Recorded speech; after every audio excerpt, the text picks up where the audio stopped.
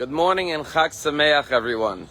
So when the Torah talks about the four species that we shake, when the Torah describes the etrog, the Torah says you should take for yourself a beautiful, magnificent fruit. Pri Eitz Hadar. And our rabbis say, which fruit is the Torah referring to? And so the rabbis say that the word Hadar, which means beautiful and magnificent, also means the fruit that dwells. What does this mean? Our rabbis say it's referring to the etrog, because the etrog is the only fruit that is dar bi'ilano. It dwells on the tree, mishana l'shana, from 1 year to the next. You see, all other fruits have their season. And when their season's over, they begin to wither. But the etrog continues to grow and gain nourishment and nurture by the tree throughout all 4 seasons.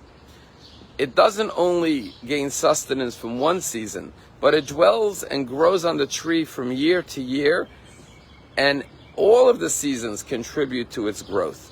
And that's why our rabbis derive that the beautiful fruit is the etrog.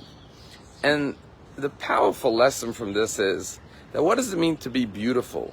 What does it mean to be magnificent? You know, Eleanor Roosevelt once said, a young, beautiful person is an accident of nature, but an old, beautiful person is a work of art. Well, I would disagree with her, because a young, beautiful person is not an accident of nature. It's a creation of God. But I agree with her that an old, beautiful person is a work of art, because an old person has weathered all the seasons of life.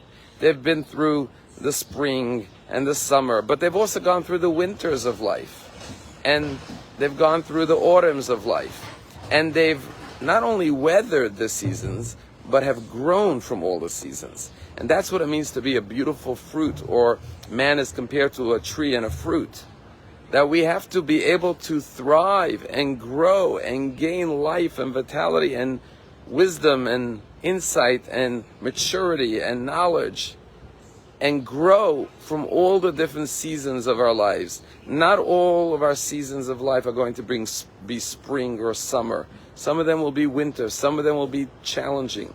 But even during those challenging times, we have to keep growing like the beautiful fruit of the etrog. But perhaps there's one other idea. We're standing in the sukkah. The sukkah is a symbol of peace. And this is the holiday of the universal holiday of Sukkot, where we pray for all the 70 nations of the world. And that's why the sukkah is referred to as the canopy, Sukkat Shlomecha, the sukkah of peace. Because this holiday presents a vision of world peace, where in the temple times they would offer sacrifices and pray for each of the 70 original nations of the world. And when we could all dwell in a sukkah together, we don't need fortresses, we don't need armed guards, we don't need tall walls. We could be open and vulnerable to one another because we all love each other and are living in peace and coexistence. That's the vision of the sukkah of the peace. And the idea of the etrog being beautiful and growing during all the 4 seasons is that God made a great plurality and diversity of human beings. Different cultures, different religions, different peoples, nations.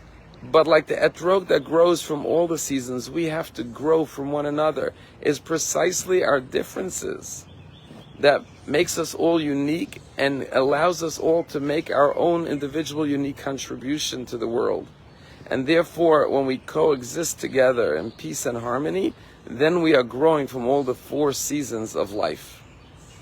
And all the different seasons of personalities and peoples and nations. And instead of seeing someone else as different and therefore other, see them as someone who could complement you, and you can complement them, and you could all gain and learn and thrive in your relationship with one another. I was just in the gas station filling up gas. I had my eyes geared, focused on the pump, when from behind me I hear someone call out, "Happy Sukkot." And I turned around, expecting to see maybe a Jew with a kippah, or any Jew, and I see a black woman. And I smiled at her and I said, "Happy Sukkot. How do you know about Sukkot?" And she said, "Well, I've grown up around Jews. I have a lot of Jewish friends. My family has a lot of Jewish friends. And we had a warm conversation and shared beautiful greetings and kindness with one another.